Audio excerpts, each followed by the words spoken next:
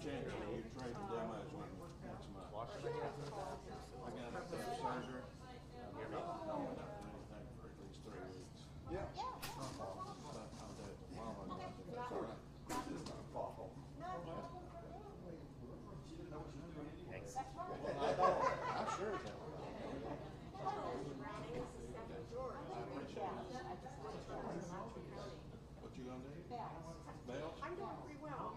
I'm going to put our wood turning meeting back up on YouTube. I don't know why. If I email it to you, would you take a look and Well, I'll say that. tell me what you think?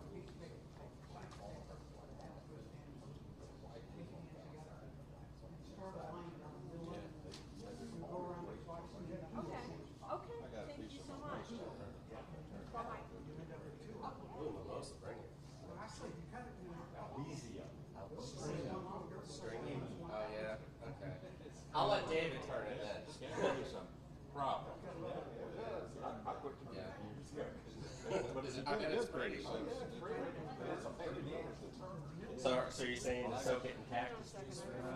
No, it's just stringy. It's not cookie or anything. It's just the fibers are really, really long. I got They roll over the tip of your toe. Right. And your toe, you start getting it again. I got 2 little bowls that I turned. It looks like they're turned out of sponge. Wow. That was mimosa. I set them out somewhere.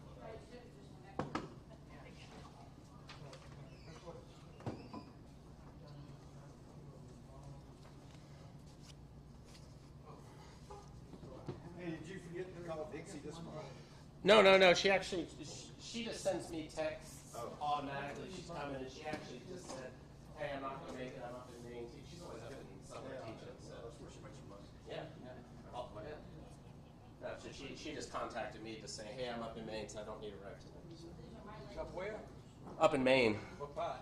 I didn't ask her, so That's where that's It's very cold up there. it's very cold. yeah. My mom used to live up in Maine, up in New Harbor. Yeah, I go to Appalachian Trail. Oh, okay, yeah, over near the Magog, yeah. Oxford County. Yeah, so you're near the 100-mile. We go to the other going down 39th Avenue. I was going slow, right? It's about noontime. Yeah. How far were you from Katahdin? Uh, About an hour, maybe. probably 2 hours. 2 hours. Okay. I hiked the field for a lot of walking. Yeah, beautiful, beautiful country there. Yeah, I've hiked all over the place. I've probably done the Knife Edge Trail by myself probably 5 or 6 times. I just love it up there. Yeah. One goes down here, you can ride your motorcycle every day if you want. Right. You? Oh, me, Harold. Coffee's ready. Oh, they have coffee. Ooh, that's what I need. You have to push it. Okay, cool. Oh, look at the cat again. Hey, Don. Good to see you. I know you, Don. Hey, Don. All the way down. Yeah, I did, man. Thanks. Do I get interest next time? Just kidding. I couldn't No, tell you. okay. Thanks for what you said. Yeah, you contacted me just about the time I was thinking. Everybody was like, Yeah. Everything, as you go down the road. yeah.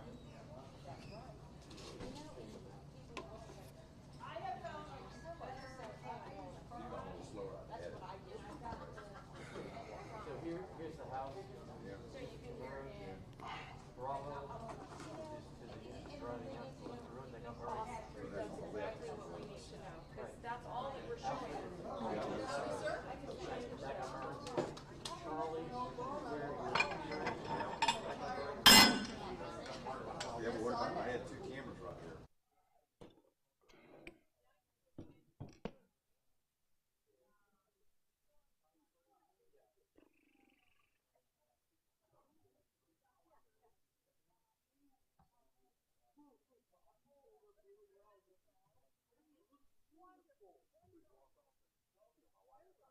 Yes.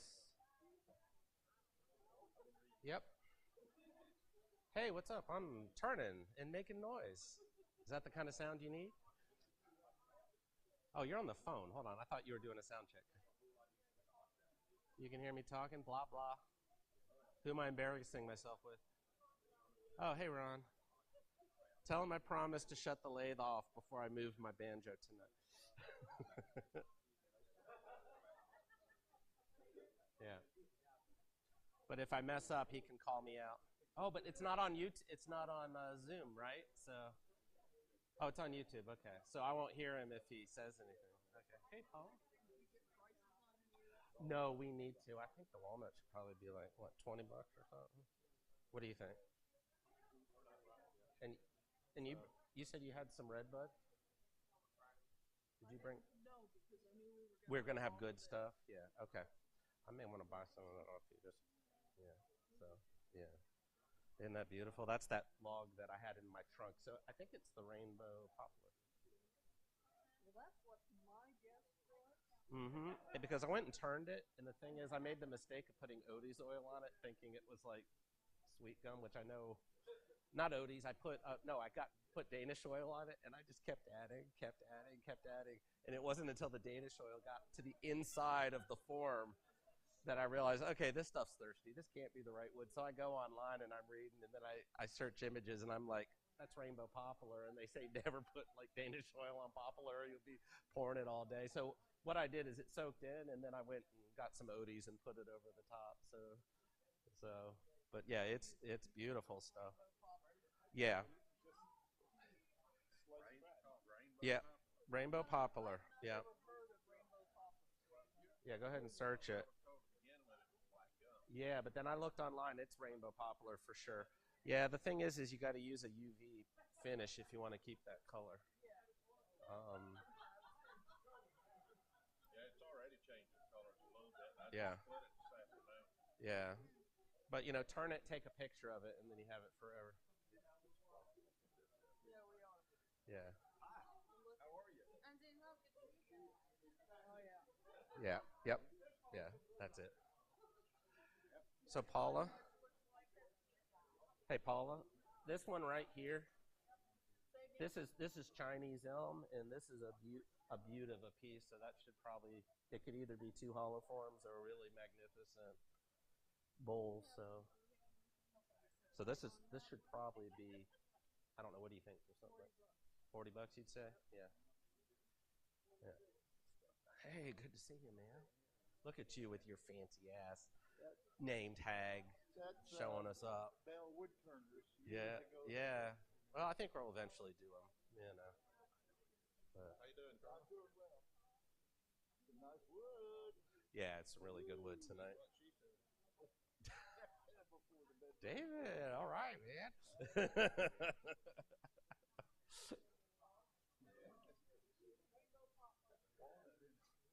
This one could probably be a little less.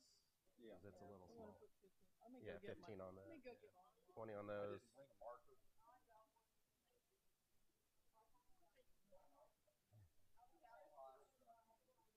Woo. But he's not making it. Yeah. So, Freddie? Yeah. yeah. Oh. So, Gotta give him shots. pancreas just Yeah. I get it. function? Yeah. How old is Freddie? 11. Oh, okay. Well, I'm sorry to hear that, Frank. But it looks like we'll be able to manage him. We just got to get the doses right. Right. 2 or 3 Right. units a day. But it'll just be Yeah. for breakfast and dinner. They're going to shot. Good. Pets are, they don't know that a shot is a shot. No, No. an insulin shot is nothing. Yeah. The only problem is that it will build up fat tissue right there. Yeah. It's all that. Yeah. You do all the insulin shots in the same spot.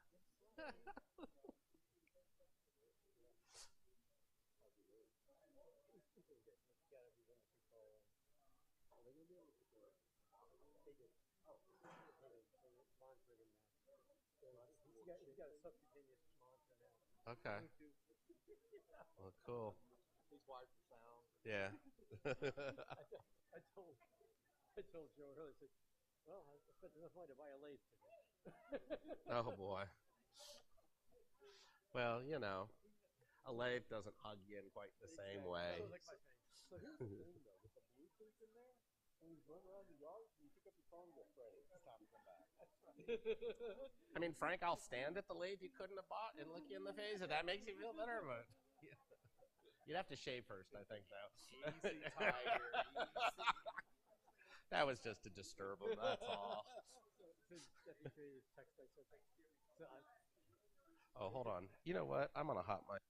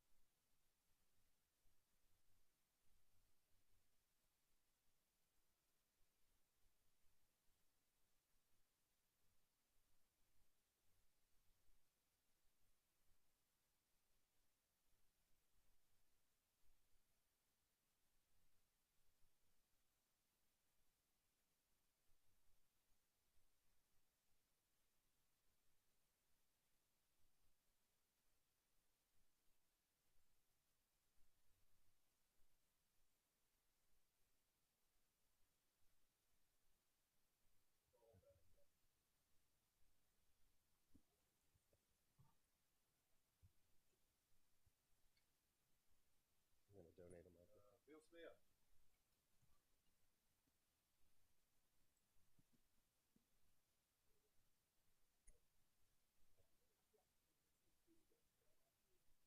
Talking to the microphone, Bill.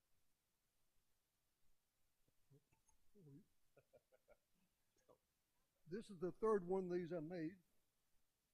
I made one. I was going to sell it at the art gallery, and my daughter and my wife talked me out of it. So I tried to make another one. I sacrificed it at New Year's, so because it was not working at all. So I made this one, and it was the simplest one, and it's working pretty well. But if you haven't seen that close, I'm going to send it around that you see. But don't kill it sideways.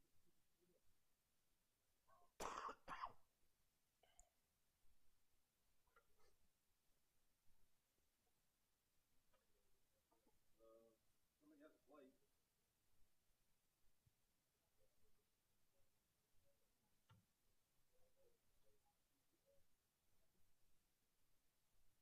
Stop. Somebody finish this. Who finished this? Carl. Carl's got it, Carl. Look in the camera there. We all miss Scott Crumpton, and this was one of the piece of camphor that I picked up when Jack had his sale over there, and I've got a couple other by Scott, and I've always marked it Scott Crumpton, R.I.P. 2020, and he was a good man, and I miss him. So that's my way of remembering. Beautiful finish. And this is just some red aromatic cedar. We have a lot of it on our property. And it doesn't always crack, but it is prone to cracking. And I just always want to investigate, try something new. And I was just used some splatter color stone stuff you get in a spray can, nothing exotic. And it saves a lot of sanding, by the way. So that's it. Thank you. But there was one more piece. Really beautiful. David. Oh, did you already go? Beautiful. I'm sorry, I'm behind. Okay, that's it.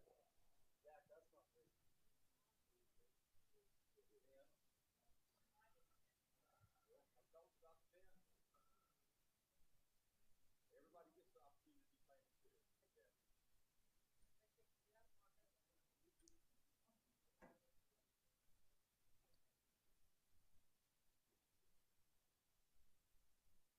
This is my way of getting back into filming since I haven't turned it almost a year now. So I've got 4 pens.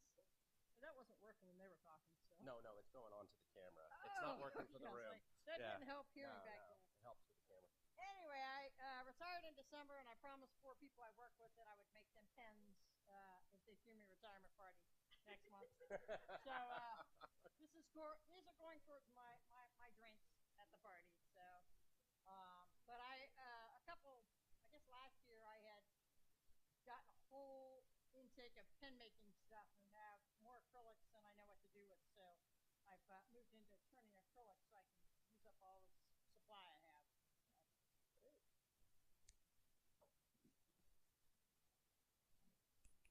Thank you.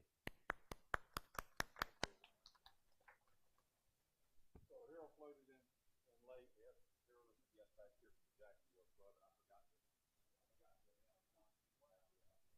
Don past president of Jacksonville will be Florida Woodturners. He's joined our club. So thank you for guys for coming down. Good to see you. If anyone become a member and they haven't filled out this blue sheet of paper, please do so. This is for our record. And we're trying to, since COVID came, our records kind of got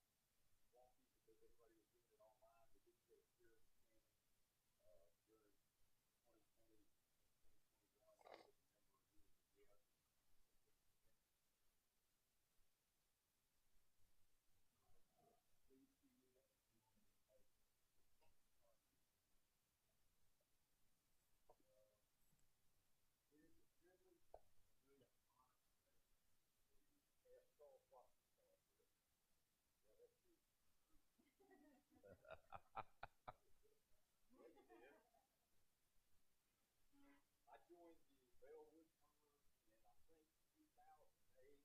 Saul was the treasurer, and I joined there then. And he was the treasurer when we suspended the club last year. Thank you for your service. A lot of this club is from there, and we all appreciate your help. Thank you, buddy. When you say something, I have to, would you like to take this, or would you like to hold it and say something? If you tell me when he shows up, I'll have one for him. I'll also have one for you. I don't know that we have a lot of club business. We went to the, I want to thank John Cassidy, Ken, Jason, for those showed up on Saturday to help revamp the trailer ramp. When we originally designed the trailer ramp, years ago, so we had a different type of wheel system we had on this trailer. And so this way you could not easily go in and out of the trailer. Works a lot better now. Jason and all this stuff. And help start to set up some of the platform that with John. Some yellow on my mind. Okay, so that's kind of a rundown there. Financially, we're in good shape. We're always making investments. We do have some good actors for sale. Really, really nice wood that you won't find on the roadside. If you look at TV town wood, you're not going to find them. Rainbow poplar back there, this Chinese elm back there, this black walnut back there. So it's all got a price on it. Rita, myself, Daisy, or Stephanie, anybody will take the money. Paula, sorry, that's good money. And we're gonna do things a little differently when I'm hollowing, which is almost dead center in the middle of my demo. Anyone who wants to see me finishing hollowing is welcome to gather around the lathe, but that's the time that you can get up, stretch, buy your wood, and then I'll continue with the remainder of the piece. So it's kind of like a wood sale intermission. That way you folks that fall asleep, we can wake you up. So hopefully no one's falling asleep today. Yeah. As you can see, the technology going on here, we have a little bit more tech going on. Stephanie and I decided that sometimes the projector did not work well because it's dark up there. It's hard to turn it dark. So it's dark light. I was going to turn it dark. But he brought a light. So Stephanie and I decided we heard somewhere on the news that, after the Super Bowl, everybody brings all those big jackets back to their side and gets the money back. They watch the Super Bowl. So we went on Super Bowl day and we were investigating the possibility of buying buying the TV for the club. However, I ended up with a brand new 70-inch TV, and the club now has about 55 inches on the wall. It's not mounted yet. We have to go through another routine work thing to get it going. We'll go back to CTV as opposed to projecting something that really big. So that's kind of where the club's going. Sometimes we have more sophisticated technology. We are now streaming our meetings to YouTube. So miss a meeting or you want to go back and see something. Jason really messed this up. You want to go see it? We'll be on YouTube. You can check out again next week. Show it to all your friends. Does anybody have anything they need to bring up? Paula's going to put in an order for bandsaw blades. She ordered Timberline blades. They were, $22 a piece for that. Now they're probably gone up. They're probably $25 or $30 now. Did you get my email? Okay. Tell her what you need. And she puts an order for me. Yeah. Let me take a break. Yes.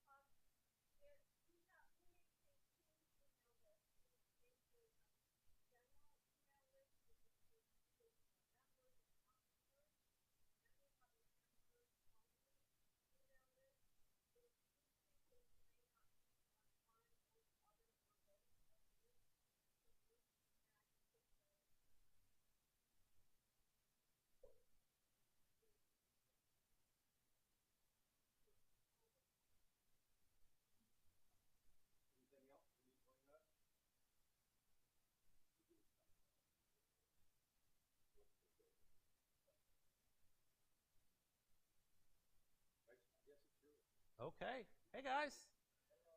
So glad everyone could come out tonight. I'm going to be turning a thin-necked vase. And as you can see, I brought a few different examples of these, but I'll sort of talk about these two. What's fun about them is you can get a really high form, and you can sort of max out the range of your hollowing system. And they can be quite dramatic, but the way they're turned is they're turned from the bottom. So this is a reverse hollow form, if you will. But then the trick is then after we sort of hollow from the bottom, we're going to come in from the top to sort of finish off the piece, which will involve the use of a steady rest. And I'll show you a homemade one I did. But what's fun about these forms is you can sort of play with them in different ways. Here you can see one where I put the sort of the waist of the piece really low down as opposed to raising it up high over here. So I'll pass these two around. And by the way, these are my favorite pieces, so don't drop them. So I'll just start with these two. Sure. And by the way, this is actually from that Chinese elm sitting right there, that dyed piece. It was really beautiful wood, and it was a hard decision to dye it, but it had such a beautiful kind of coarse grain like ash. I just had to play with it. So that's why that piece is there. So if we sort of look at what I'm going to go for tonight, is we're going to do a slightly smaller version. I've timed it. I can do this in about 70 minutes without talking. So I'm not going to talk much up here. For those of you that know me, that's kind of a blessing, okay? But this is what we'll be turning tonight. It'll be about this size. And for anyone who wants, can I get the overhead cam, please? If anyone who wants... Yeah, I have this all diagrammed out. It looks really compressed on the screen up here, but that's fine. What I've done is I've created handouts for you guys. And what these aren't so much measurements as they are proportional relationships. So if you want to, I've used the Greek gold mean, but even if you don't have a pair of I use these dividers that play around with that proportional system. But if you don't have a pair of these dividers, you can just literally take the diameter of whatever size piece you have roughed out and just multiply the diameter by any of these numbers. And then you can kind of get the same proportion. But the same thing, too, I like just using my eyes sometimes and just going with it, right? So again, I do like proportion, and I like to study proportion and get into it. So these are all kind of based on those things. I'm going to pass this piece around because this is one I glued up, and then when I was sanding it, the bottom kind of vibrated out, and I said, oh, great, it's a learning tool now because you guys can see how that joint is in there. But if you've ever turned a wooden box, this is almost like the lid for a box. So really, it's a hollow form with a box lid that becomes the foot, and then we'll just turn out the top, okay? So I'm going to go ahead and get started here. I'll try to keep my directions short, and I think so we can just get into turning this. But I do like to be interrupted, so feel free if there are any questions along the way. I've already checked for beginners in the room. Just always check with safety. You want to make sure you have a face shield, especially if you're turning something rough. You want to make sure that I've already checked that the spindle of my lathe is on the low speed because this is a bigger piece.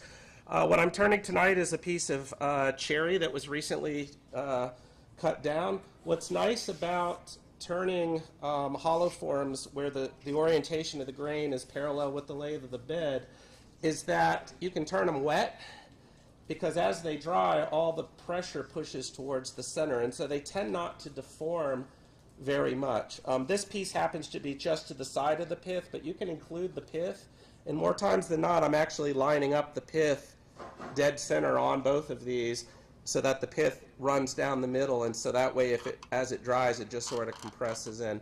The only thing you do need to make sure of is if you do have that pith dead center, you really need to make sure your foot is concave so that it rests really well because it will tend to swell. Okay, so I'm going to go ahead and rough this out with a spindle roughing gouge, and we'll get to work.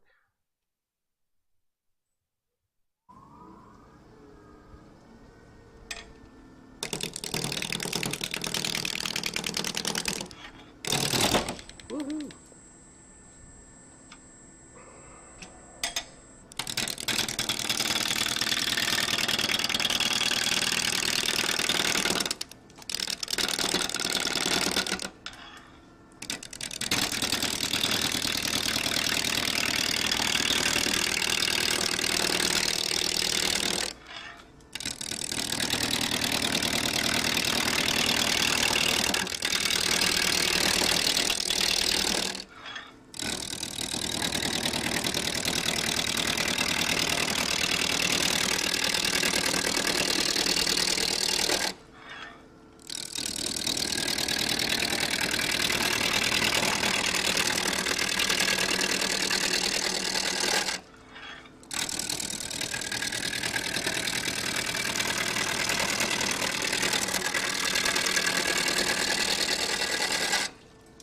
always good to practice both ways, so.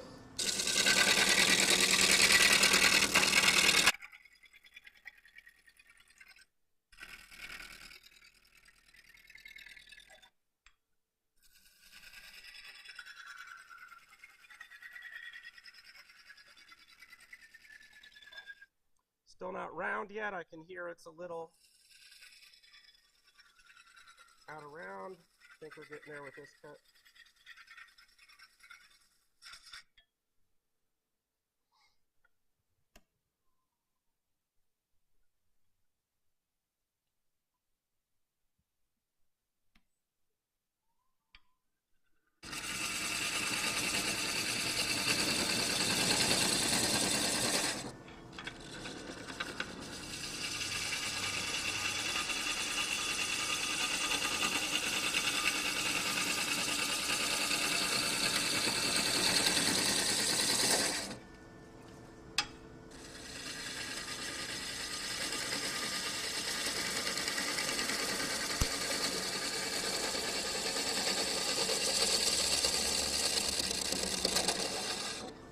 Okay.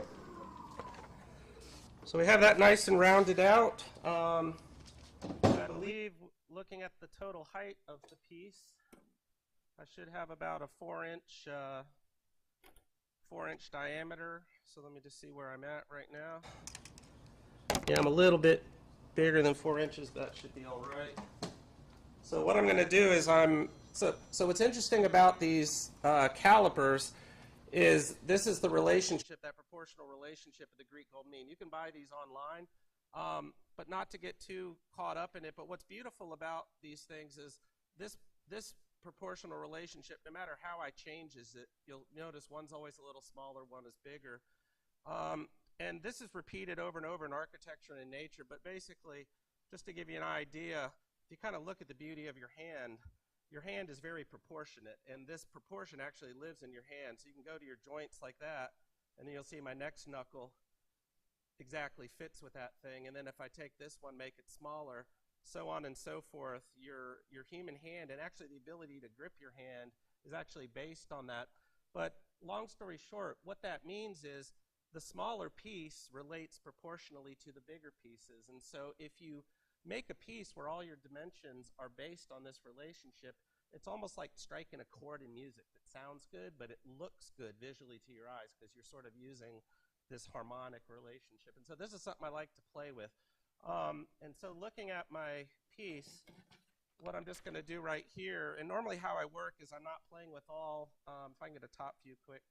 I'm not playing with the overall dimensions as much as I'm just taking the diameter with these calipers, and then you can see once I get that diameter, those relationships start to play out as we go from top to bottom. So if I was building this as if I were, and I had a pencil, let me see here. Okay, I'm going to go ahead and lay this out now. And so for laying this out, what we want to do is we want to actually get a tenon on both ends because we're going to turn this from both sides. And so we want to make sure that when we lay out our whole piece, we have enough length plus enough extra on the ends for the two tenons. So I'm just going to come in here and grab my diameter.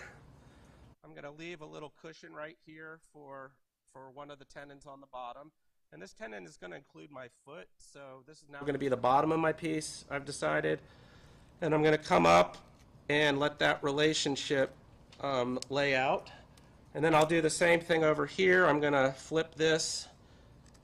And again, if you guys, you can always follow along looking at the drawings too, but what I'm going to do now is mark these relationships out on the piece. What's that? Where's your curve coming out? I'm going to explain that in just a second.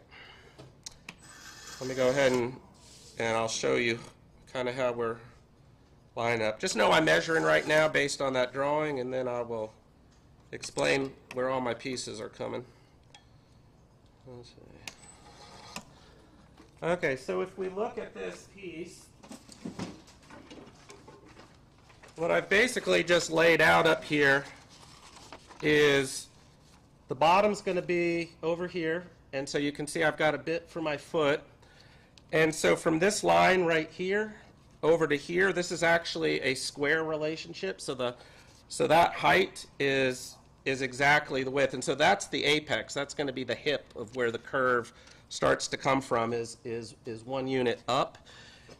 And then this tighter curve that comes around to the top, we're going to use this line to start to govern it, right? And then from the very top, we'll focus on the top, that part a little bit later right now. But what I want to do before anything else is I'm going to go for my foot and on the ends, and I'm going to get a tenon on both sides, okay? So let me go ahead and do that right now. Jason, Yes. will you make the diagrams PDFable that we can? I can make the diagrams PDFable. In fact, I think they're already PDFable. They're just not with me right now. So for those of you who don't know, this is a variation of a tool that Jack showed me how to make, where you just take a metal scrap ruler, cut a little notch in the end, and you can have all your different tenon sizes for your chuck jaws in it. So it's a really nice way to quickly set something up. So I'm just going to bring this to the end, if I can get an end camera view, and just quickly mark that with a pencil. And again, for this, since we will be hollowing, you want to make sure you're not using your smallest ones. Like a 33 millimeter might be a little small. I'm choosing a 55 millimeter, but again, because this is a vase as well, we don't want the foot so large that it's too unwieldy to deal with. Unfortunately, this doesn't work as easy up here, so I've got to use my calipers, and I'll transfer that dimension to the top as well. So I'll just bring in this, and then I'll just transfer this dimension to the top as well. Lay out my tenon.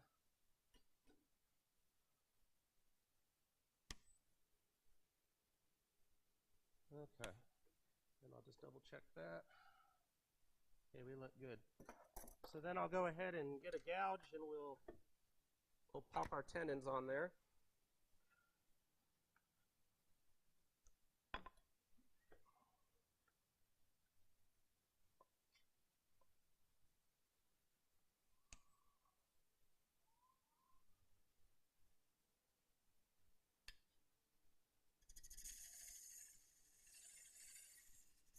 So as I enter there, I'm making sure my tool is vertical until I get a surface that the bevel can rub on, and then I'm good to rotate that tool up and just bring it on straight in.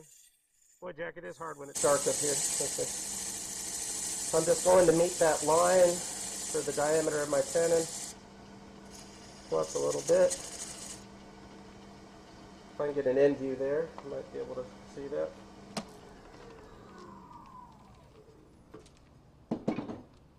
Once I get that down, I then take a pointed scraper that's ground to the angle of my dovetail tenon, and I'm just going to scrape that end down.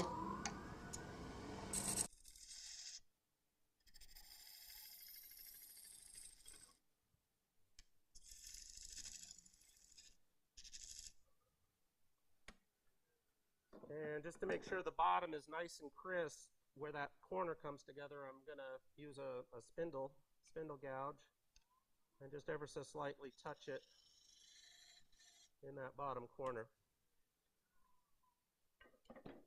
I'll repeat the same thing on the top to get our other tenon on there. The other thing I can also do to help out with a little time is, you'll notice I have a lot of meat still in there.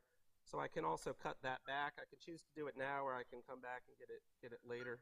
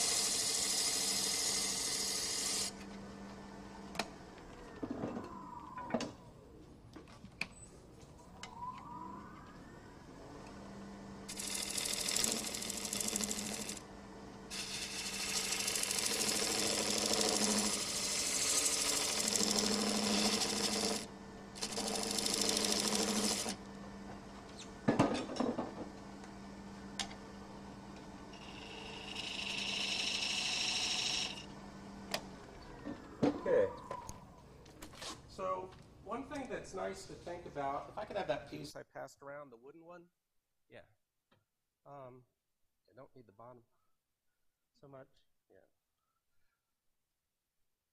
So as you start thinking about shapes, especially with vases, really starting to think about elliptical shapes is always nicer than like perfect radius shapes, because ellipses, if you really sort of look at it, ellipses spring up and they become very dramatic. And the difference between an ellipse as opposed to a radius is as you're cutting a perfectly circular radius, the end of your handle is almost moving at a constant speed relative to the tip. But when you start getting into more elliptical shapes, what you'll notice is as you drag your tool along, that handle needs to, the end of your handle actually constantly accelerates, because the definition of an ellipse is that the radius is never the same as you're curving around. That radius is constantly curving away for you, versus when you swing a radius with a compass, it's a much smoother action. So one thing I'll do is I start roughing these curves out, and again, there's different ways to cut, but what I like to do is actually use my tool, and I constantly, when I'm cutting ellipses, I will constantly slowly be accelerating that handle faster and faster, watching my bead as I cut, and then eventually the bead on the front, that little wall of wood, will get too tall for the tool, and I'll hold my handle in exactly the same position, step back, and then continue the acceleration as I go through the cuts. And you'll see that allows me to really rough out and dial in that curve pretty quickly. So you'll kind of see how I'm working. And it's just a preference I have. Again, there's more than one ways to skin a cat. And so what I'm going to work on right now is we're going to go from this line right here, and we're going to cut the lower curve, which is the longer sweep of the ellipse, down towards here. And I'm going to go ahead and do that. So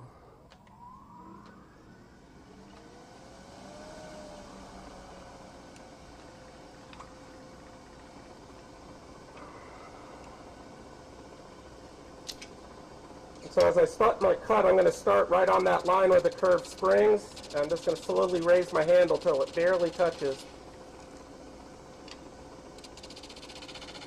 And once it starts to cut, I'm just very lightly, I'm slowly pushing that handle, constantly making the tool go deeper, accelerating, and you'll see about right there I get too deep into the cut, so I'm maintaining my exact same handle position, stepping back. I continue to accelerate that handle, and I keep going in, and what's interesting is as you do that, you'll notice the spacing gets shorter between each cut. So eventually I reach kind of the end there. Now all I have to do is maintain, all those curves are parallel to the edge I want to get. So now when I go to cut, I cut from the bottom, and I just maintain the same thickness of each bead. So what you'll see here is I'm going to rub, take that away, take that away, take that away.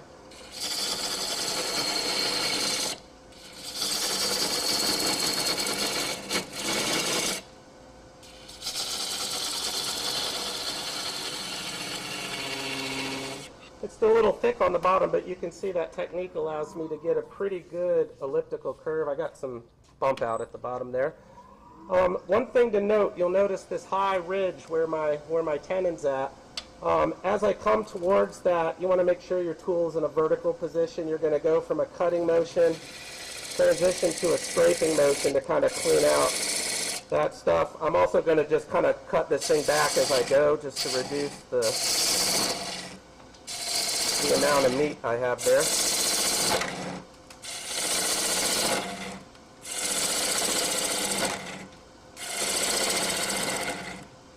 Making sure I don't lose my measurement point. And again, I'm going to keep trying to dial that in. Let me get a better gouge for that. I actually prefer my 1/2 inch gouge for this on this size piece.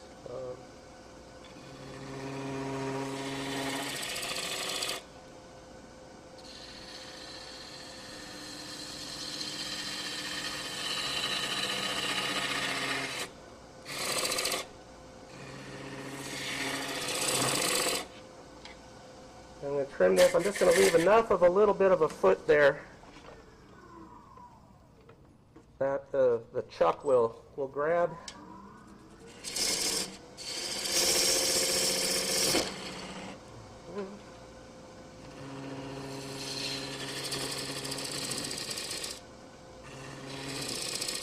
Okay, so that'll eventually become my foot.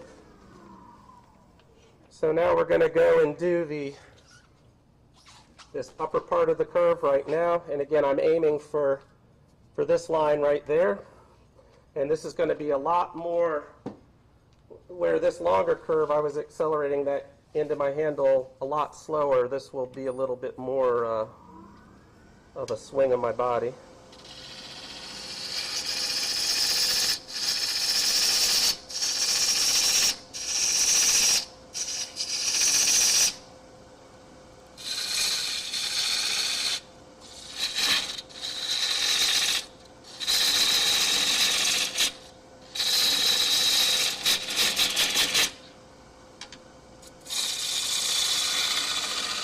I don't cut this aggressively at home. I'm just trying to keep this fast. So you'll notice my cuts are kind of on the edge. What's that? Oh, there is coffee? I may take some afterwards.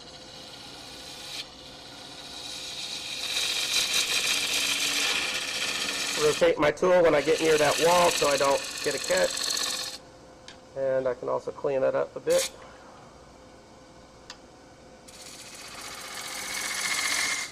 Okay.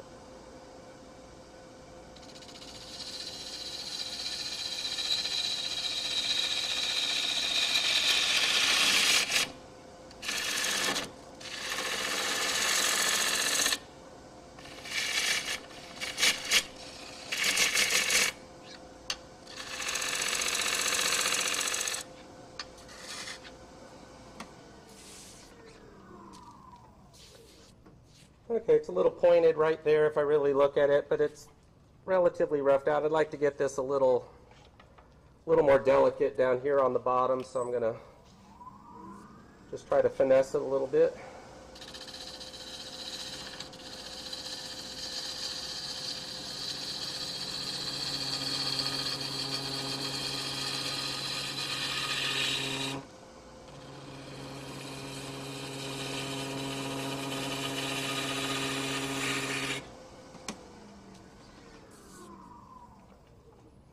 And I've got some beautiful ribs on there right now because I was too far over my rest. Ah, there we go. Thank you. Tailstock loosened up. So this is how you get a spiral design that you didn't intend. Usually the best thing to do is when you get something like that is you're going to have to scrape it because otherwise you'll just accentuate the bumps, like when you go down a gravel road and you build up those washout areas. So I'm just going to come in there and try to scrape that down a bit. Here we go. Now I'll finish dialing it off.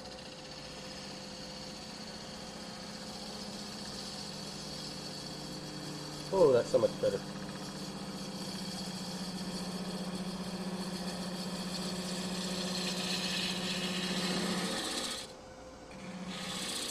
Okay. I'm going to go ahead. That's about where my joint is going to be for the foot. So I'm going to go ahead and give that foot a little bit of a sweep just on the bottom while I'm down here. And we'll figure out how to join those a little bit later.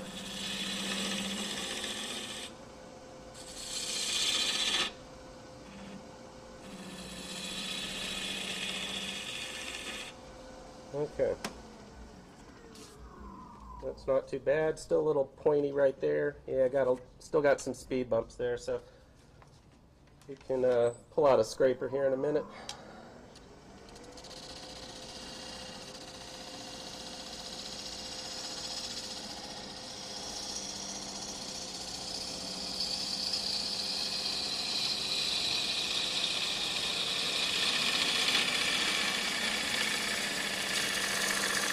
Rotate the tool near the end of the cut to be vertical on that wall. Okay, so now I'm going to start to work up in the top area, and this is just powering through. A lot of meat to take out up at the top, and again, want to make sure I preserve my tenon for the hollowing. So what I usually do is I work from the top line down, and I just imagine it's got a really wide top on it, and I just come on in there and log it out.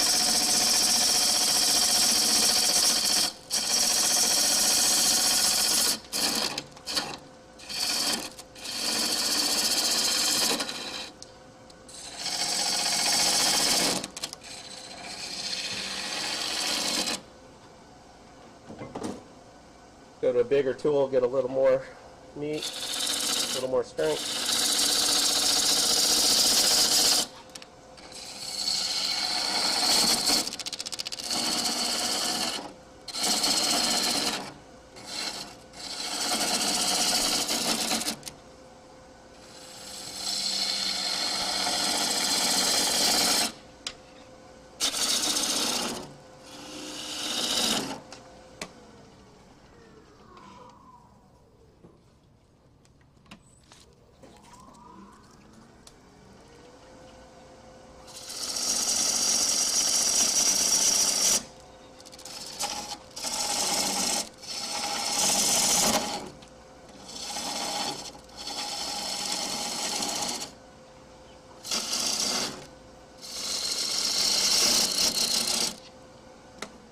Okay, now when we get to the top of the neck,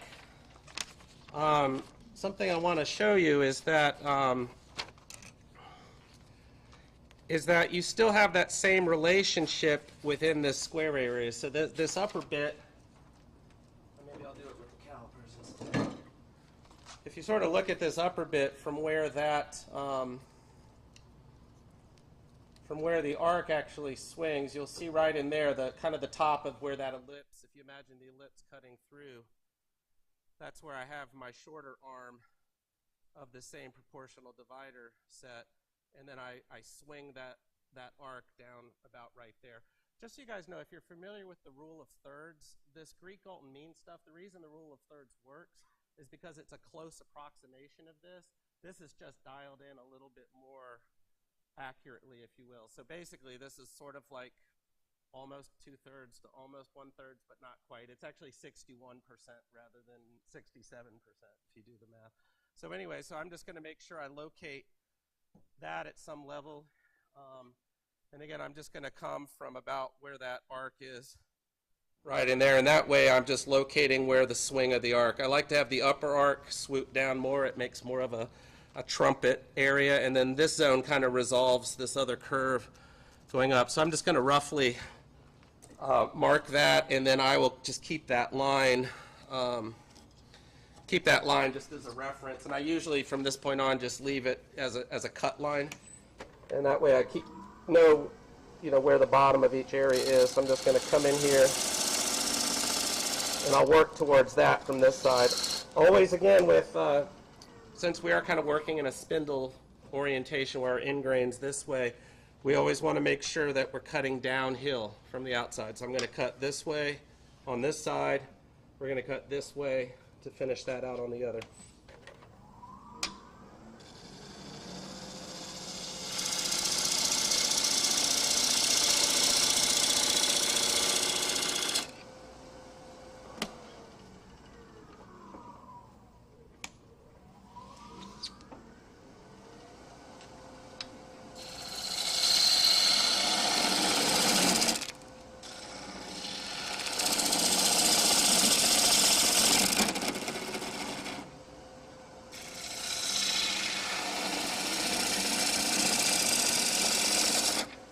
Now, the other thing I have to think about, you'll notice a lot of these pieces, the neck can be quite thin, so I usually don't take that down any more below like an inch and a quarter.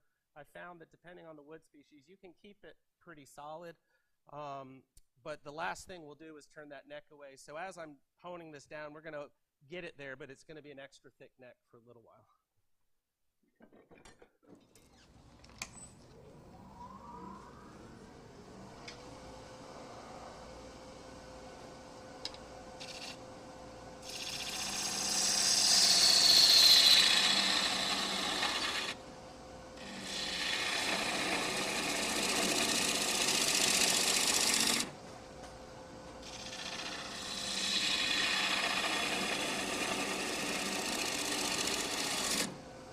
want to get too much thinner than that. So.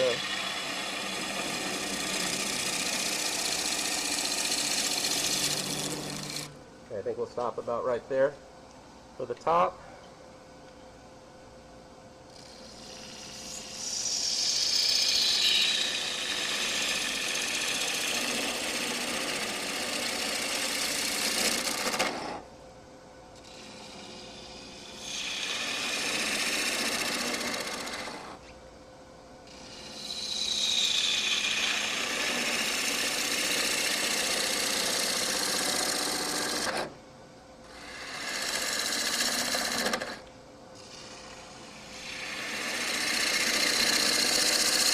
Again, this isn't so much a straight cut as it is elliptical. You're just now on the inside of the ellipse, so same kind of rules apply for how much you move your arm. You'll notice I'm moving my arm, my body.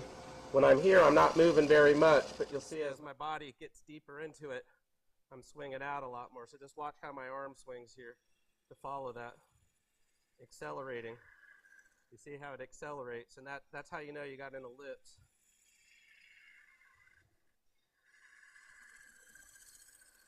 Okay, we'll call that good enough for now. We'll clean up that neck later. I'm going to try to dial this down the same way I did that up here.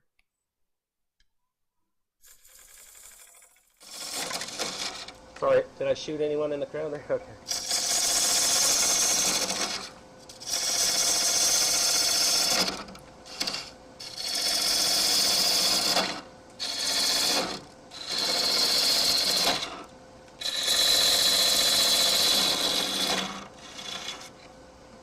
Okay, that looks pretty good for the top. Okay, so I'm going to scrape out just a few things. I like spear tip scrapers. They're really nice because they're also kind of elliptical or parabolic or whatever you want to call it. And what's nice about them is you can just kind of drag them along there, and that curvature sort of mimics what's happening with the ellipse. And so it allows you to sort of keep an even scrape throughout. When you're using a scraper, this one I have sharpened as a negative rake. So I want to make sure I'm dead center on the spindle. So I just want to check over here on the sides. And the other thing that's nice about when you use scrapers is you want to get your RPMs up, because they do work better with higher RPM. You know, somewhere around, for this piece, maybe 1,000, 1,100, you know, whatever you feel safe turning.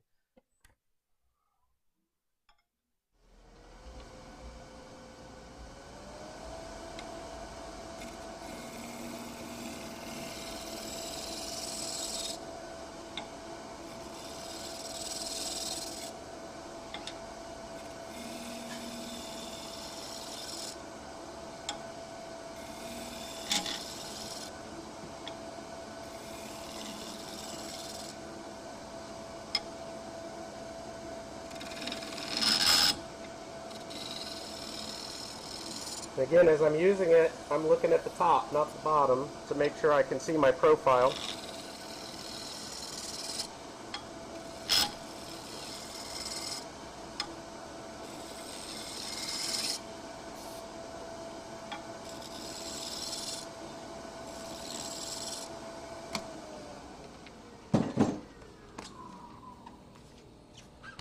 Okay, almost good enough for government work. Hold on.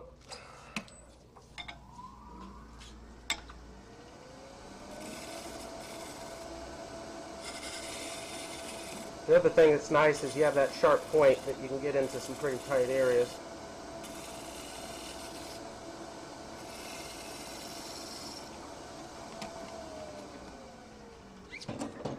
Okay, so now that we have the tenon established on both ends, we've got the shape, we've got the neck, we're pretty much ready to part this off right down here, and we're going to save this foot, and later it's going to become like our lid to the piece that we'll glue back in. So what I can do right now is get a parting tool, and we'll go ahead and part it off.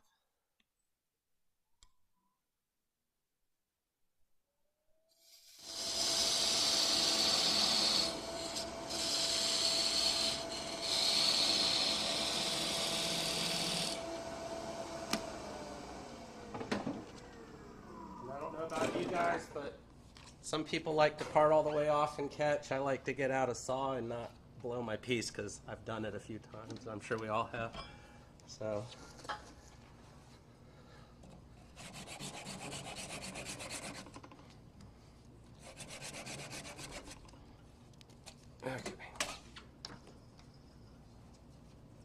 Okay, we're getting close to intermission here because we're going to hollow before too long. So make sure, has everyone eyeballed some wood? Yeah? What are you guys going to buy? Wood? The wood? That walnut's nice. I turned a piece the other day. Okay, so what we're going to do now is we're going to need to get this ready for hollowing. And so as part of that, we're going to go ahead and put this in the 4-jaw chuck. And then we're going to drill through this. And I brought some tools to make it faster, so I don't, because I've got a lot of extra tools, it was more for speed. We're going to use a gun drill tonight, but again, any long drill bit will work. Knockout, let's see.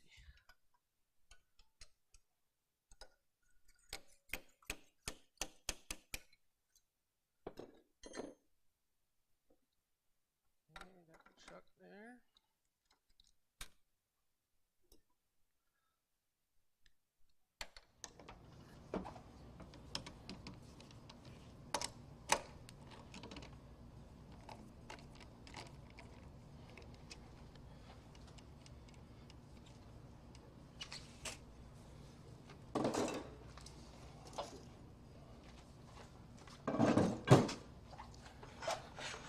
And it's at this point, what I have in here is I have a live center with the pin removed in it. And the reason I have the pin removed is we're going to actually drill through the tailstock using a gun drill. So let me bring this up. And this is also a good time as you bring this in to kind of watch this, because these pieces are long, right? And so you do want to kind of take the time to just not take what the wood's giving you for centering, because there is a little bit of pounding and muscling you can do. And so I've got this roughly clamped in, but I'm going to loosen that slightly, and I'm going to spin it. And when I see the high side, I put my finger on there, and then I ever so slightly drop it. And it's just a lot of quick trial and error. That's almost good enough right there. So it's worth taking that time to do that. I'll tighten that up, make sure it spins. Without too much wobble, we'll get this tightened up.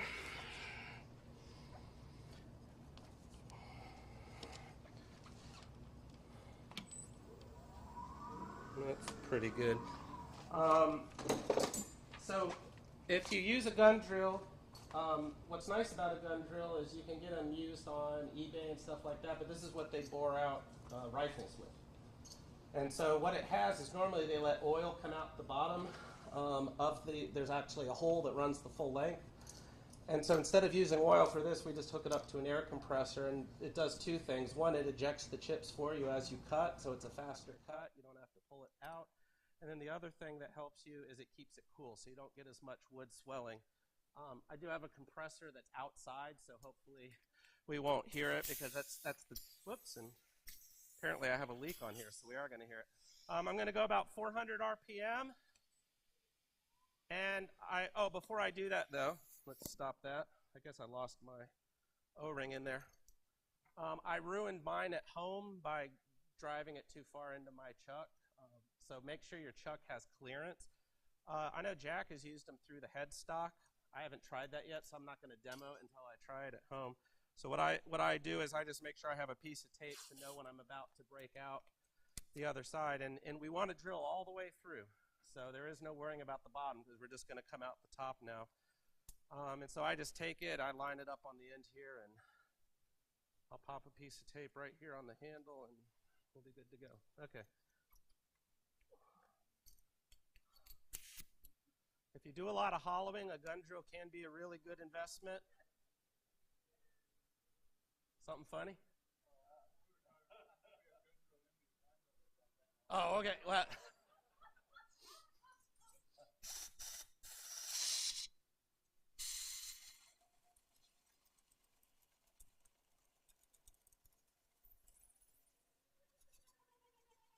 This is wet wood, so I am going to have to back it out.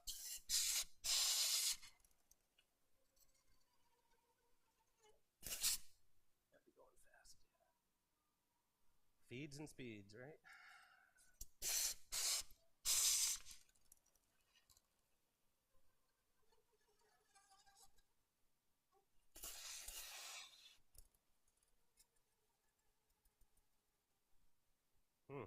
Must be gummy in there.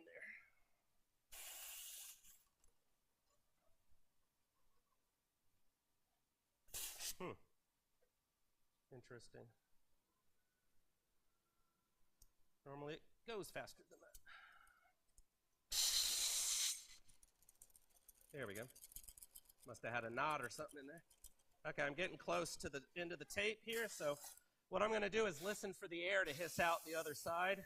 That tells me I've reached the end, and then I don't destroy Jack's gun drill. Should be any second.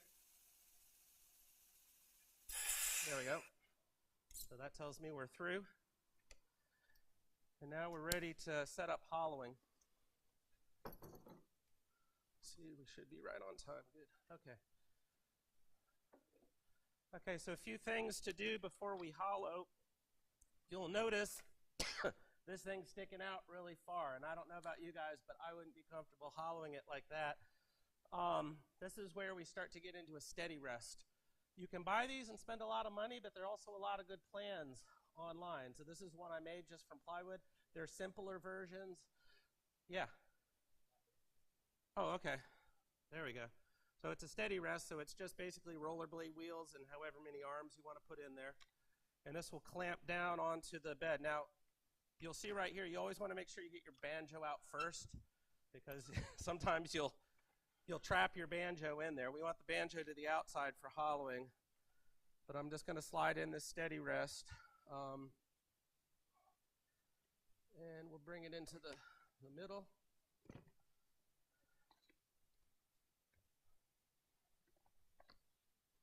And bring it about to the apex, or just a good place that it can ride. You don't want it too far that way, because we do want to support it. And I'm just going to tighten it down on the bed.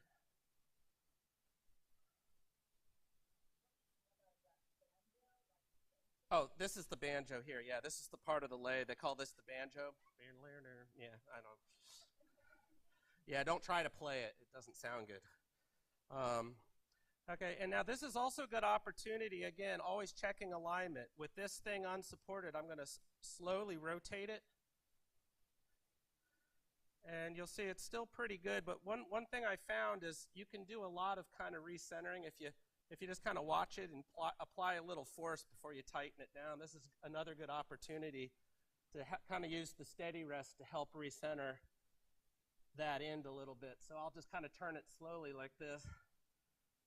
And so I'm trying to apply even pressure. And the way I test that this is in there good is I just kind of grab each wheel while it's spinning slowly.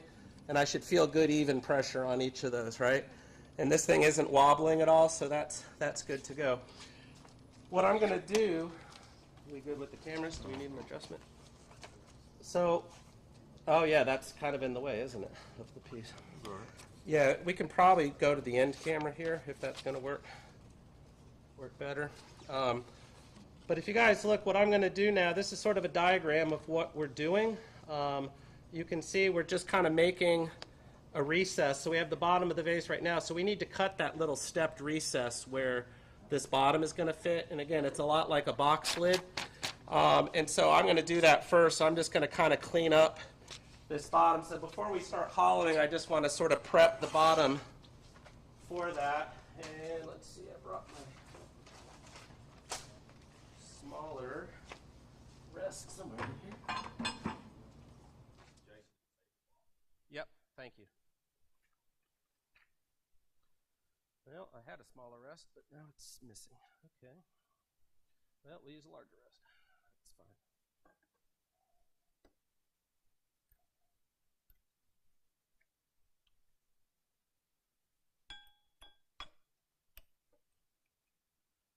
There's something about this system I'm not familiar with. Oh, it is. Oh, I see. There it is. There's a pin. Well, that's no fun. Let's see. Ah, I see. Got it. New and improved, right? Okay, if I could get a zoom in on the end here, because I will be working here for a little bit.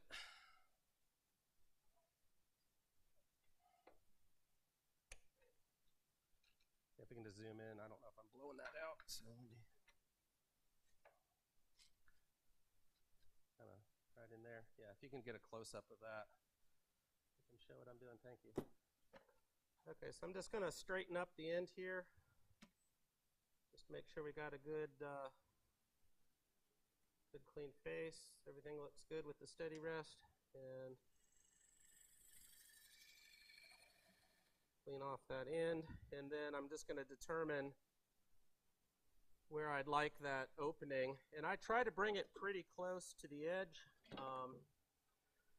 This is just a really teeny tiny round nose scraper. I don't know if you guys can see that, but it's really small.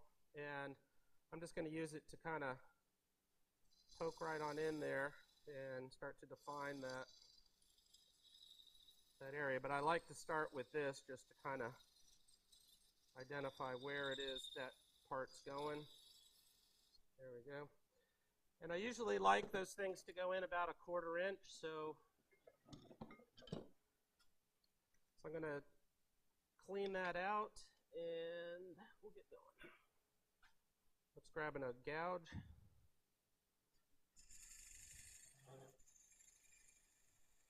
And you do, with a steady rest, you still want to try to not take too many aggressive cuts, so you do want to be a little more easy with it.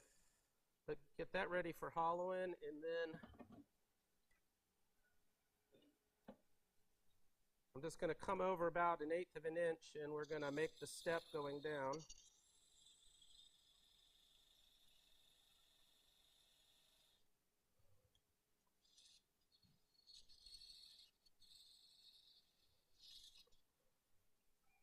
Okay.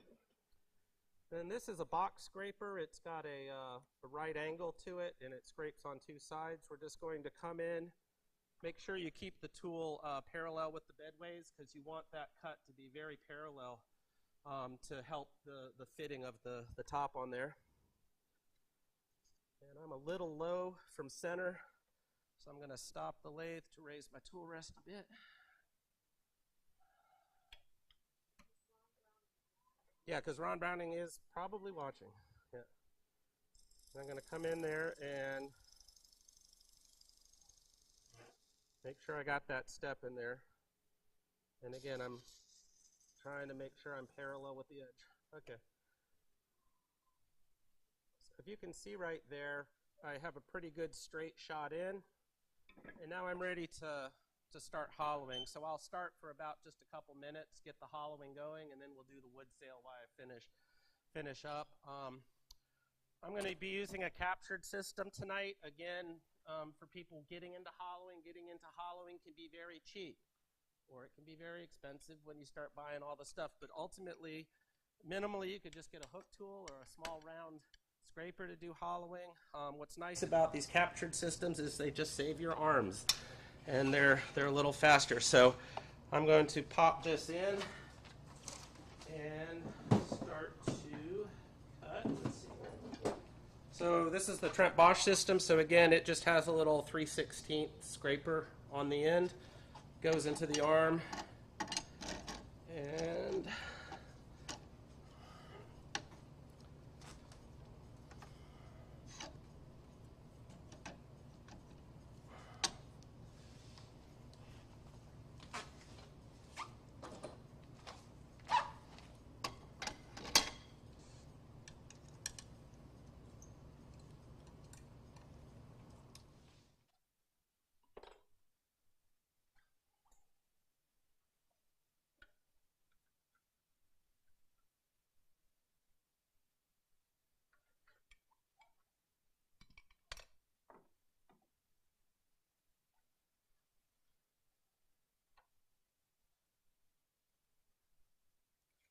figure out where to put this light. I think that'll work for now. So for hollowing, somewhere around 700, 800 RPM. Again, faster will give you less catches, but again, the longer you go off this edge, the bumpier it's going to go. And the main thing to know when you do start hollowing is you want to hollow your final wall thickness as you go down so the piece retains enough mass to stay rigid. So I'm just going to start hollowing, and then we can start the wood sail in a few minutes. If anyone wants to come up, I am going to facilitate the speed, I'm just going to be using a camera mounted on the top that'll help me dial in the wall thickness really fast. And what we do with this is just center it over the edge. We'll hook up this TV monitor that allows me to see what I'm doing from an overhead view, and then we will mark the wall thickness with a marker. And if anyone wants to learn more about this system, we can do so during the break. So I'll go ahead and get the process started so you can see kind of if anyone's never used a camera. Some people will use lasers that cast a laser on the outside. But what you can see on the TV screen, I now have my cutting edge. And what we want to do is approximately get that centered in the camera. So now I have the cutting edge on the screen. And then what you do is you can either buy a gauge. Trent Bosch sells this little gauge that shows different wall thicknesses on it. But you can just slap this thing. You zoom, I don't know, can you zoom in anymore on the TV up there? Oh, okay. But what we can do is by lining that up right in there with all those different marks on it, and now if you can give me an in view with the camera, I can come around here. It's a little awkward because we have cameras here. But what I'm going to do is I'm going to mark with a dry erase marker. I'm going to mark the wall thickness that I want using that gauge, and then I'm going to mark the tip. And so what ends up happening is it simulates, it'll show you where the blade is inside. Again, it's best to not start with a camera. I think there's different philosophies about the cameras. What I appreciate about the camera is it does allow you to really dial in a very accurate, well-balanced piece at the end of the day. So let me go ahead and get this hollowing, and then when you guys have had enough, we can start the wood sail.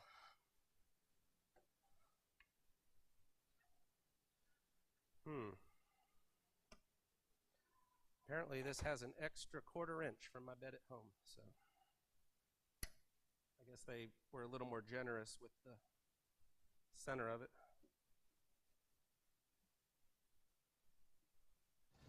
Yeah, this has a stop ring that sets the height, but there we go.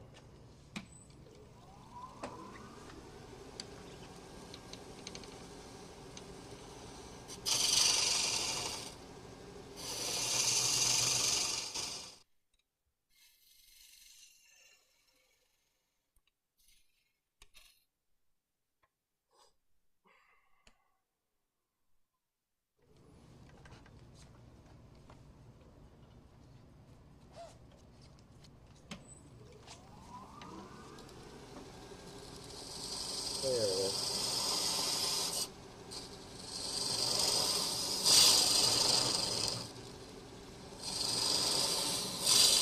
And the main thing I just want to do is make sure I don't destroy that step I made in there. So that's the most important thing. So I'm going to continue hollowing. Somebody wants to run the wood sail, and I'll. You guys want to take a break so you can see everything Yeah. that's Do going you mind on? turning on the overhead while we do that?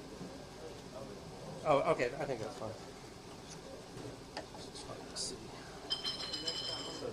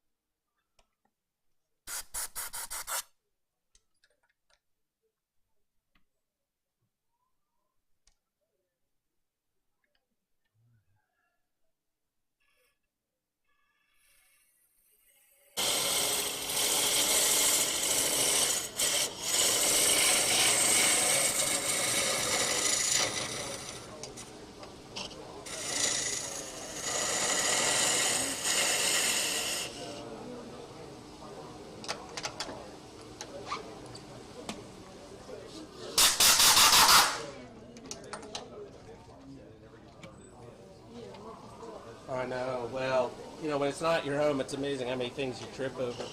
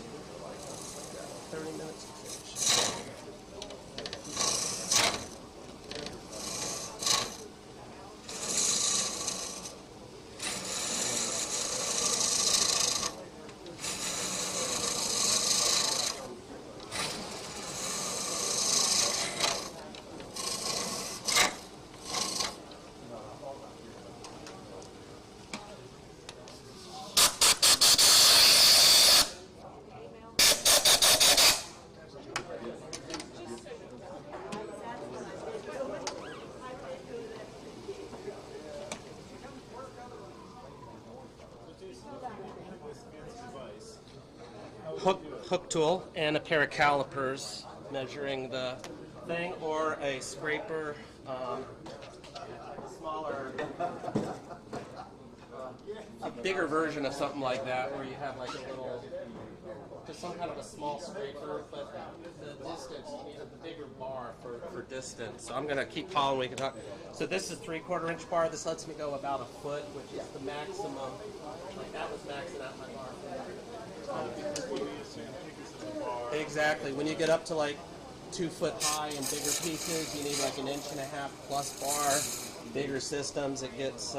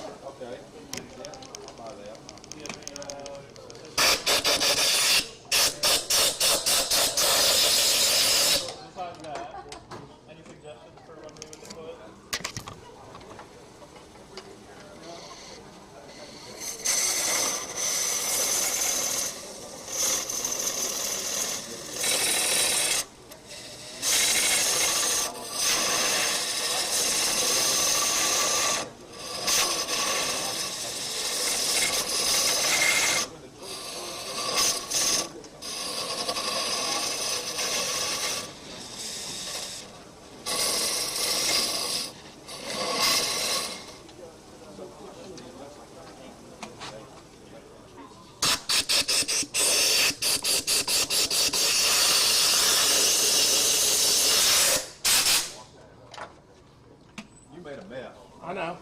Isn't it great? Yeah, but did you learn anything? What's that? Yeah, so what you're saying, so that's the cutting edge right there. Yeah. And then that's the distance of the wallet. It moved a little bit, but, you know, good enough for getting in. So, see, that tells me I'm right at thickness right there, right? So when I'm right there. And so I'm just going down deeper. So I go through the hole in the middle, and I can use a pin to kind of pivot. So what I'm doing is I'll pin the deep and pin the center first. And I'm not being elegant with this right now. I'm really hogging through to try to... Yeah, because again, all this stuff can be homemade. You don't have to buy. I saw when he first came out with it. Yeah, the trick is finding the bullet cam. Yeah.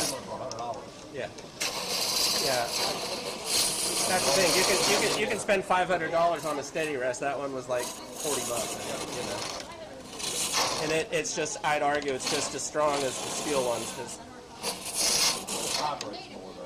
yeah, but you know, it does, but it doesn't change anything because it vibrates all different directions at the same time.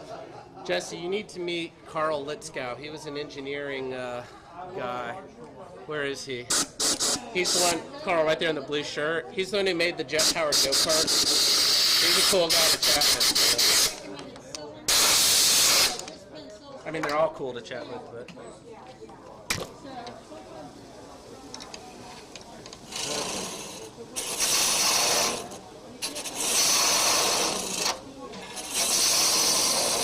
So when I get up to the top, because I'm going to make that neck thinner, I got to kind of imagine where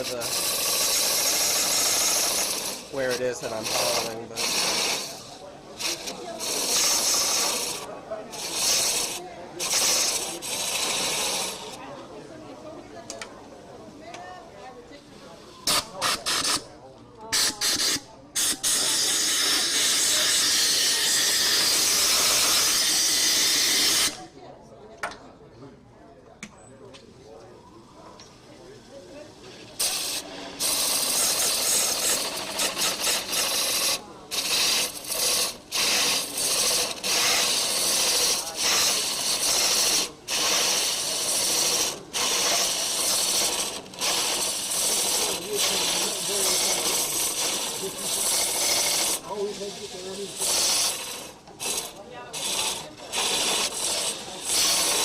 well, it's just you can focus on getting a good product, right? Yeah.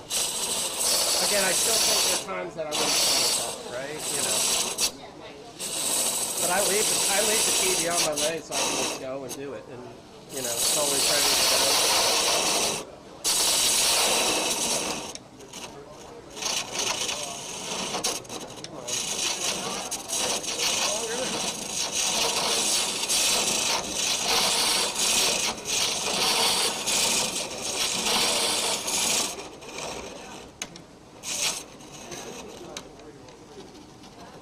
Lump in the middle or something.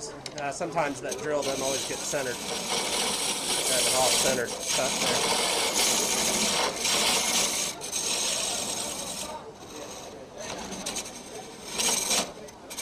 Well, in the interest of time, I think we'll call that good enough. It just won't be the most beautiful inside, but no one looks inside. Okay. Hey, Jack, I think I'm ready to continue once we...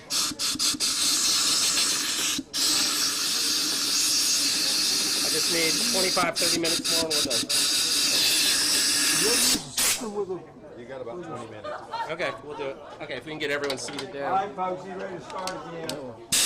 Huh? Want to have a seat? Usually when I do a hollow form, I drill it with a 1-inch bit. Right. Yeah. Well, the thing is I need to go all the way to the inch. So sometimes I will stop if I don't feel like hogging it all out. It makes it a lot nicer. But the thing is I want the thinness to get the long thin neck. So. Find a seat, please. Uh-huh. Yeah, it's not beautiful. Oh, it doesn't have to be, but okay. Okay, guys, come on. Jack wants to get to bed on time. That's right. That's my bedtime. Yo! Hey, guys.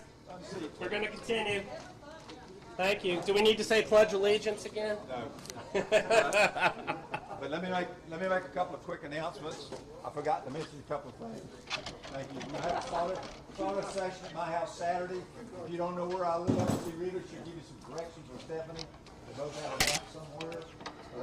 The club sold the health slave that we've had for years and years, so thank you.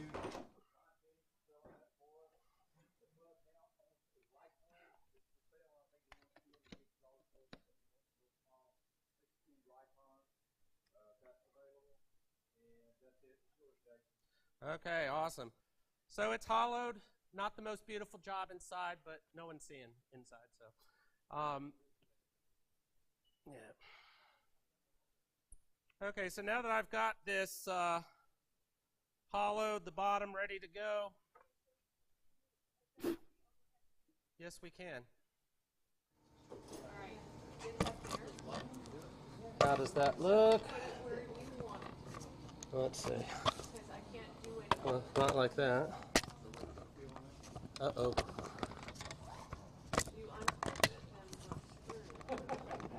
There we go. That's good enough. We'll probably go with an in camera. So what I'm going to do now is we're going to fit the foot now to the bottom. So you save this piece. By the way, when I do this at home and I take a long time, I'll wrap this with plastic so it doesn't deform too much. But we'll go ahead and we'll chuck that in right down here. And then it's just a trial and error to get that to fit. And you want to get it to fit as tight as possible there.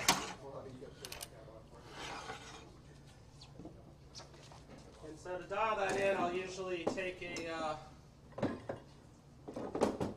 thicker parting tool. There's my smaller one. That's what I was looking for. I don't know about you. This might hold better, but it's not fun changing things. There's a trick to that, and I'll show you later. Yeah, show me later. Yeah, let me stress with it in front of everyone. Realign it. Yeah, that's what I'm doing. It's just not. Good Lord. Stick your finger down in it. Yep. Realign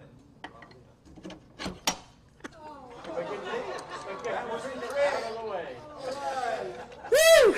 Yeah. I was saying 4-letter words in my head where it counts. Okay. So I'm just going to have this ready to go, and so I don't always have to pull the rest out. I try to work with the rest a little bit further back. Okay.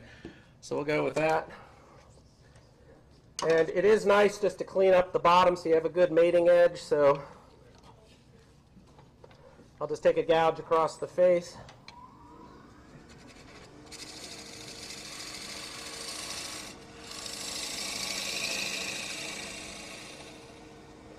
Get that nice and clean. Give you guys a light again.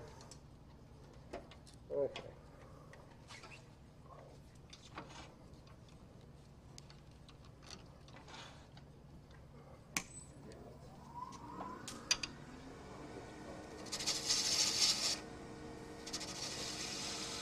And this is one of those things that you can't put wood back on, so stop and check frequently.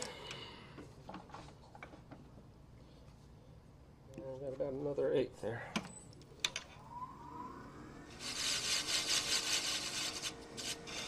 The other thing you can do, just so you don't mess up, is cut half of the thickness instead of the whole thing, and see how the end works, because you can always fix it a little bit later. We're getting closer.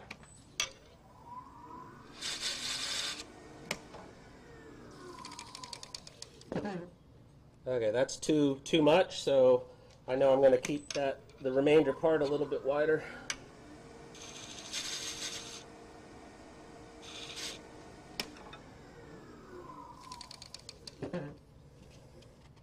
Almost there. Just one more cut. Just one more cut, they said. Are you trying to jinx me, Steph, by saying that? What everyone says. Huh? What everyone says. Yeah.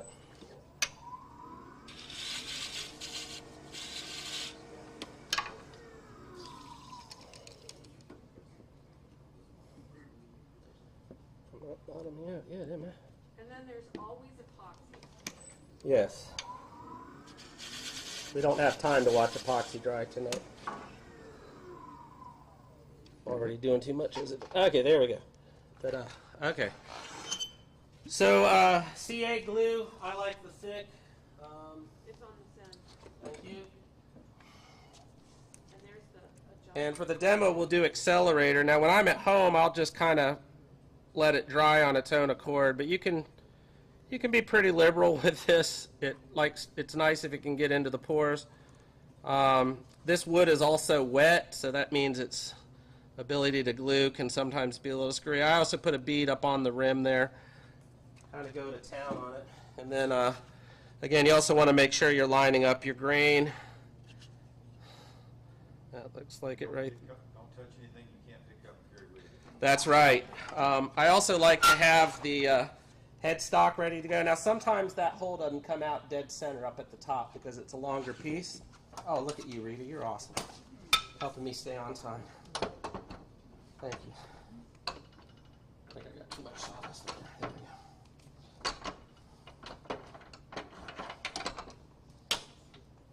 There we go. Okay. Okay, so I'm just going to line up my grain, or not. There we go. No, that's not it. There we go. That's it right there. Push it on there, and then I'm just going to lightly bring this up. Again, I don't have a pointed in because I want to see if it's square. I'm going to rotate it. It's a little high right there, so I'm just going to pull it down so that it dries in the right orientation. So yeah, that's going good right there. So we'll do that, and this is the fun part of the show where you get to smell my accelerator. Woo! And I get more creative up here. Woo! Okay. Now, since I have done these where I've glued them, I thought they were glued well, and they've popped off doing this upper part. So it doesn't hurt, just for good security, just to put a piece of tape on there as a little bit of a backup. Just it'll save the piece from shooting out. Now we will be bringing up the steady rest to help with that, but that's just so I don't shoot it. Keeps the CA off your ground. Yeah, and it keeps the CA. It keeps the CA. That's the other side of it. Yeah. Yeah, I never thought of it that way, but yeah, it has the double added benefit. Okay, so now we're going to go back to the steady rest, and we're going to finish off the top of this thing. Now again, don't forget to bring the banjo out first. If I had $1 for every time I bolted this thing on and had to reset it. So now we're going to set it on the neck right here. We're going to focus on the top portion. Oh, we're going to be right on time. This is great. I knew Jack would kill me if I went over. Oops, look at that. Look what I just did. I just knocked it out of center. Yep, we can fix it. Let's bring that in. So I'll show you how you can even fix it if it's... Yeah, I don't know if the piece is going to hold. I don't think that glue stuck. Let's see what's going on there. But you guys want to see a crash and burn, don't you? Yeah, yeah. Yeah, you do. You want to see a crash. That's what Jack came for. So I'm going to add a little more pressure from this tailstock here. And you're way off center, Jack. Yeah. So let me redo that because I felt that glue joint go. Okay, I'm just going to use way more CA than I normally would. This is going to be messy, but hopefully that'll get us going. Yeah, when you do this at home, you just let it set up and you give it time. But okay, that looks good. Okay, more stuff to get you happy. Woo, okay. Keep that pressure on for a second. Okay, well, we'll go with that. Okay, so I'm going to get my steady rest back in there so we can work on the top.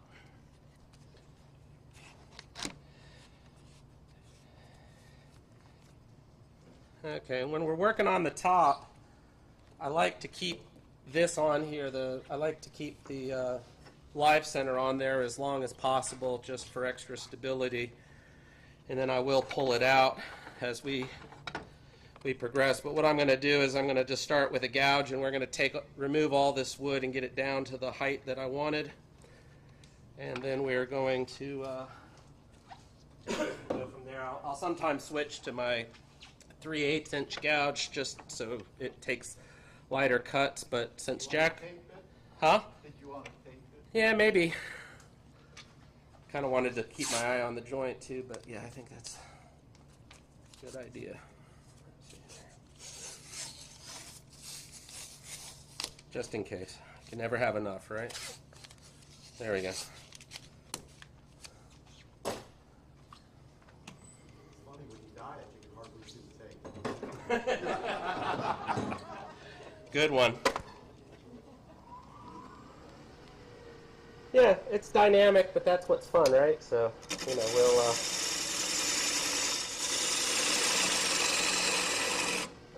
I've normally take lighter cuts, but I'm going to live on the edge and plow through here.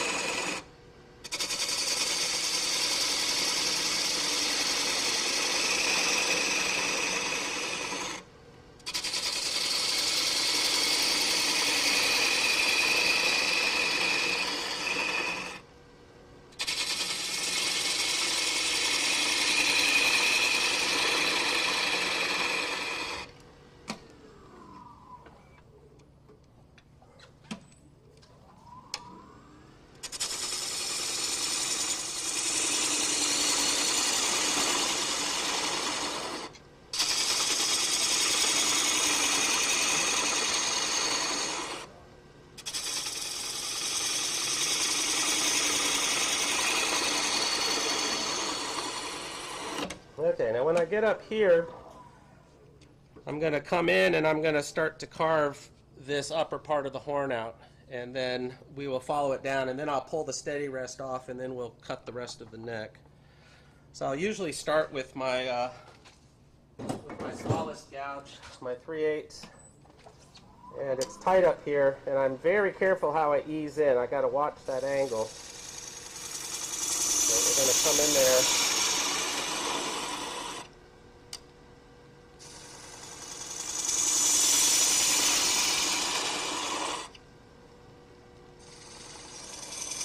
Can I get an inch camera? I don't know if you are able to zoom in on the horn part or not.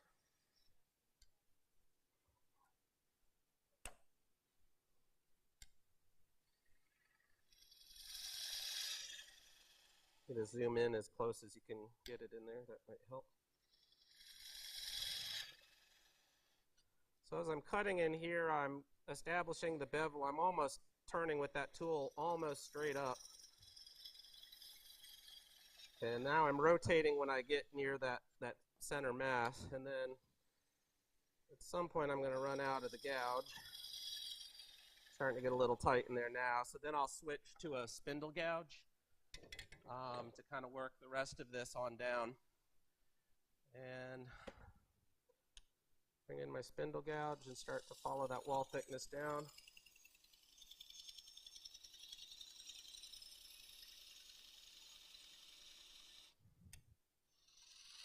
And I jump back and forth between bringing that centerpiece on down and then honing that edge wider.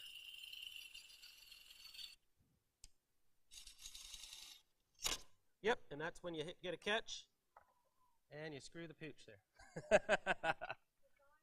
Design opportunity. Okay, but what I'll go ahead and I'll show you how I finish it off. But yeah, there's a nice little square design opportunity. So then we'll get out the power carver later.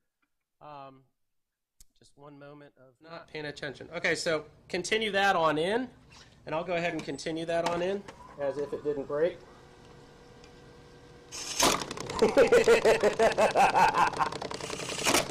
There we go.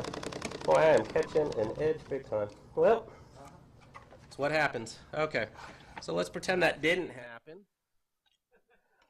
You know, I've never done that at home. It's just being up here, you know. What can I say? So, exactly. That's what it is. Yeah. We'll take the saw and cut it off. That's what we'll do. But let me show you. I'd still like to show you how I arrive at the thinner neck. Then what it's a matter of doing is just cleaning that bit out. So what we'll do is we'll go for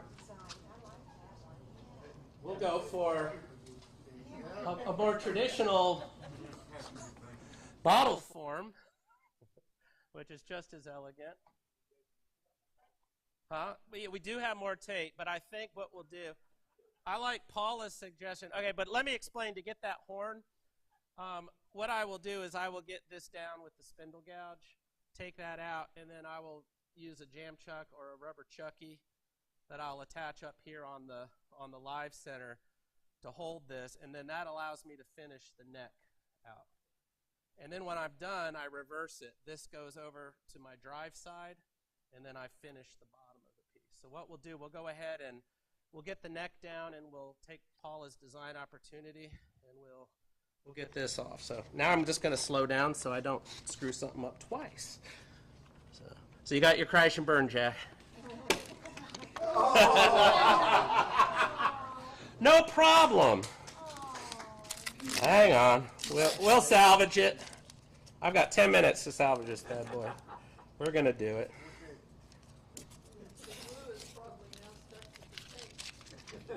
It probably is, you know, but we'll just call that a jam chuck. How about that?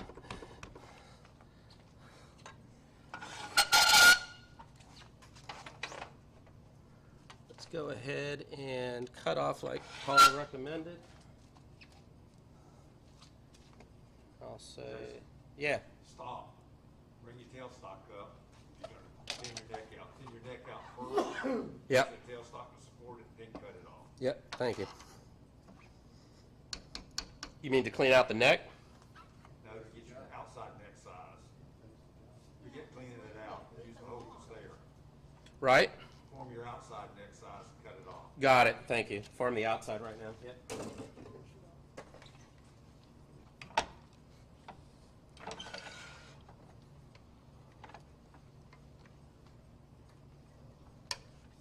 That's what they pay me the big bucks for.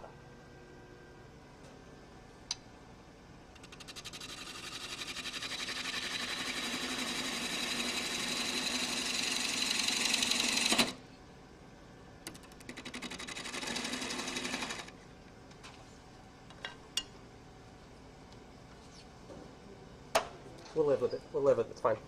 You sure? You know, if you can get it over there, that would be nice. Now.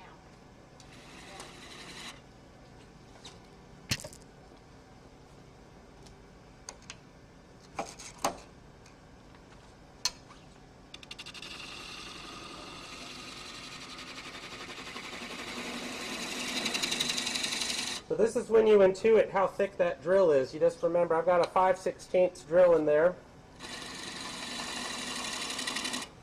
Jason, could you go all the way to the top and just not? Well, I'm going to come from the top down because I still want to have some curve to it.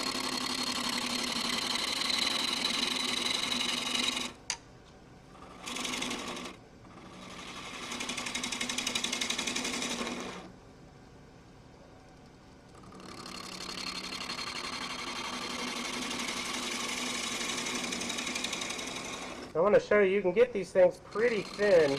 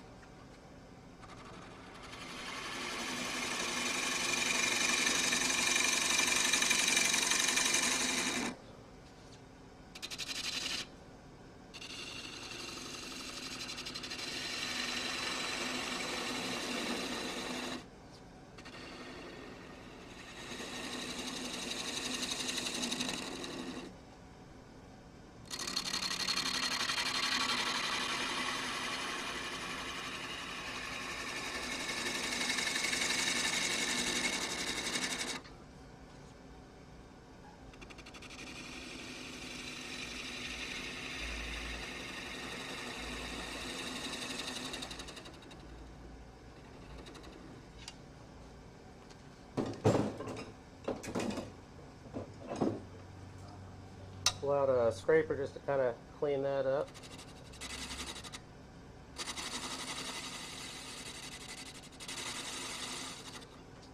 And we'll see what we can salvage out of it. Let's see if I can roll a top up there.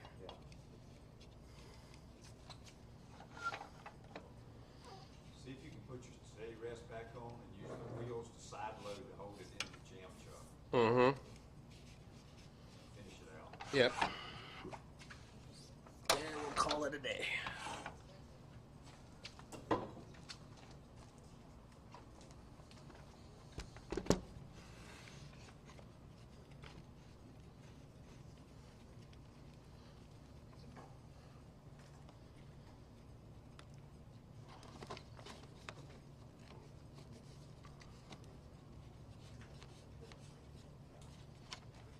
Bring it back.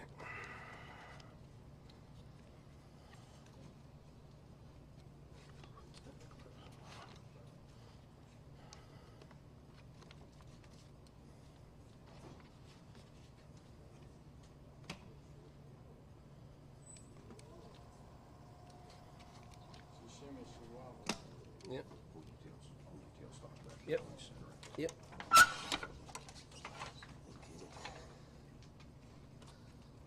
Okay. it centered. Yeah. Yeah, I've got it. Yeah, it's got a side load. Yep. It'll work. Jason, how do you determine where you put the steady at? So normally I put it, you want it near the end of the piece, but then you also want it in an area that it's kind of not tapering away too much. Jack recommended in this case, I'm kind of loading it to the side to kind of hold the piece in place is what he just recommended. So I think that'll allow us to save a little bit of this. Yeah, you know. No time like the present. Yeah, this is one of those things, you know, you do what you can to save your piece, and if not, we have a bonfire once a year in the club. And it's Yeah, but that's not till January. yeah, I know. Okay. It'll be dry by then. Yeah, that's right. Okay, so let me see what I can salvage with this end here.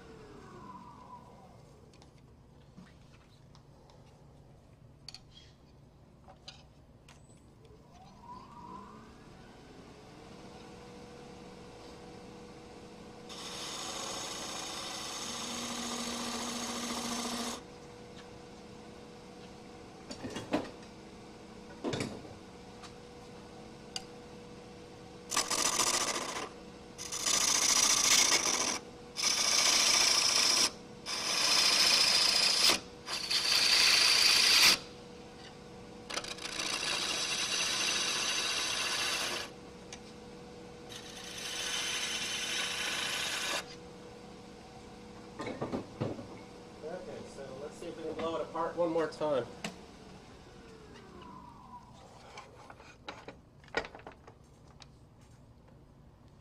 So what I'll do is I'll try to hollow with the spindle gouge.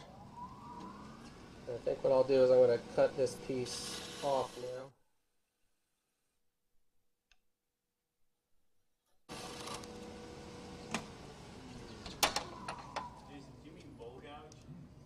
No, this is a spindle. Did I say roughing gouge? It's a spindle gouge, so it's so this is more for it's different than a bowl gouge. So I had a bowl gouge there for a second, and now we can come to the end. And now this is where it's going to be unsupported, and this is where you take your light cuts.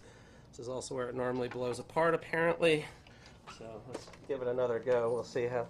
Oh yeah, that's all over the place. So what I'm going to do here, since it's bouncing, I'm just going to slow it down, and we'll go with the bounce and see what happens. So, yep.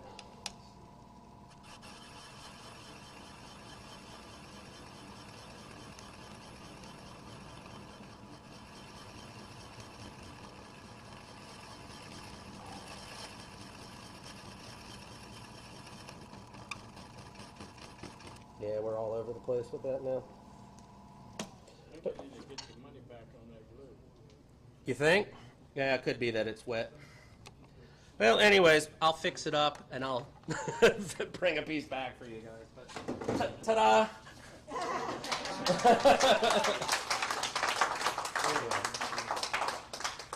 You get the idea, I think. Hopefully. So, Good job. so, but again, the main thing for the last step is once you get this part done, you'll have just the tenon that you had on the bottom to remove. So in this case, then just a jam chuck to drive it, and then I usually just bring it right up there like that, and then cut off the bottom just like you'd finish out any other piece. So just a little bit of gymnastics flipping back and forth.